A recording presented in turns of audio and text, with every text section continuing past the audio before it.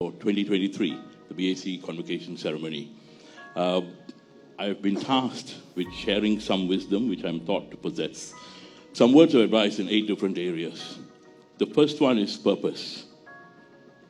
We're born, we live, we die. Life is a gift. Don't waste it. So just promise yourself to be the best version of yourself. Secondly, values. It's important that we all lead a life of values. And for us to find certain values that will be our moral compass to take us through life's journey. First one is, as you enter the work world, your workforce, being professional. The second one is accountability.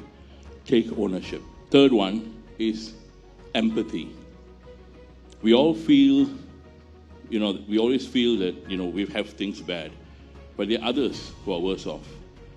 And always put yourself in someone else's shoes. When you look at a problem or anything that is going on, have empathy for others. The fourth, and I think this is the real key to happiness. Money is not the key to happiness. The key to happiness is gratitude. Being happy with what you have.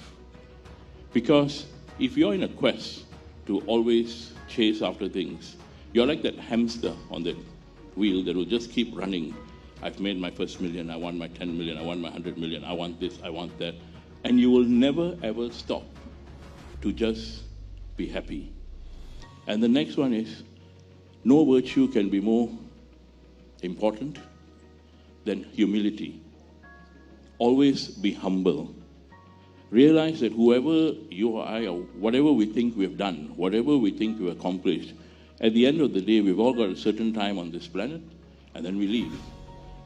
And that's what education really is about, is that culmination of the formal learning and all that informal learning that you go through with your colleagues, your classmates, your friends, your teachers, that entire circle around you. So values. Thirdly, relevance.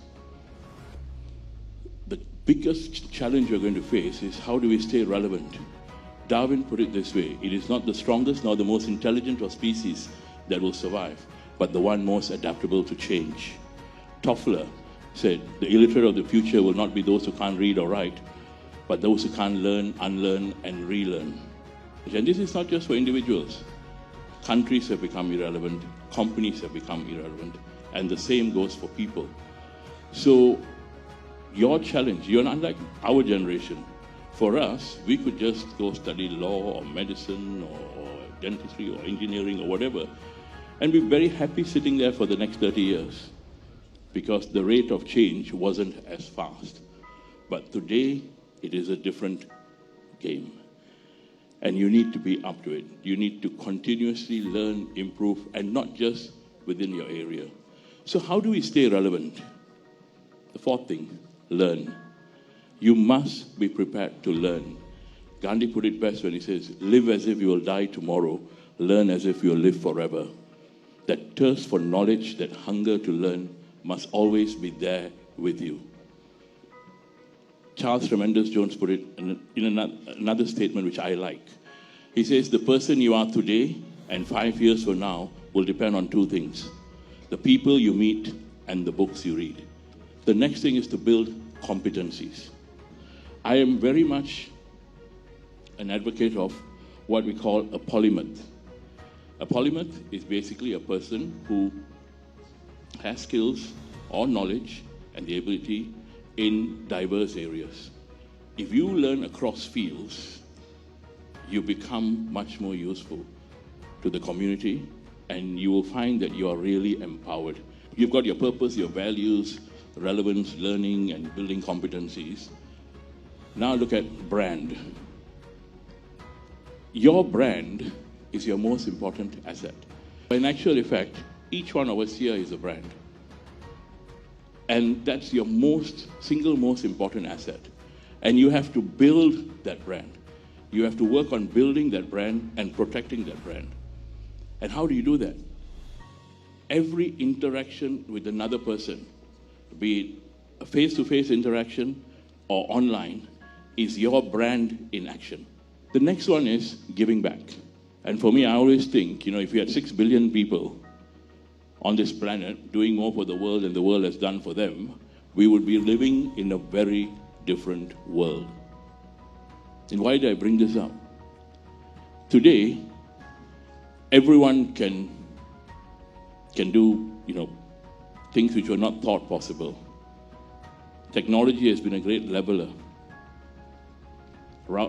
Getting help, getting troops together, getting people to go do good has never been easier.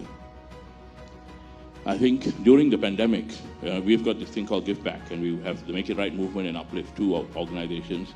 We worked with our partners, and actually in the 2 years, we managed to give out aid to 500,000 people. 200,000 in the form of food provisions, which lasted them for 2 weeks. Many of them were wage earners, migrant workers, refugees, B40 families. Then, balance. Balance is your work-life balance. You sometimes have to pay your dues. You may have that first job when you come out and you graduate, you may have to take a job that you don't like that much. But always keep 10 to 20% to do things you enjoy in the initial stage. But if you find something that you enjoy, then you will never have to work a day in your life. I always say I've never worked a day in my life because I enjoy doing what I do. You may not have that luxury just yet, but at the end of the day, find it. Okay? And always have that time for fun, for family, for other things, which has got to be important.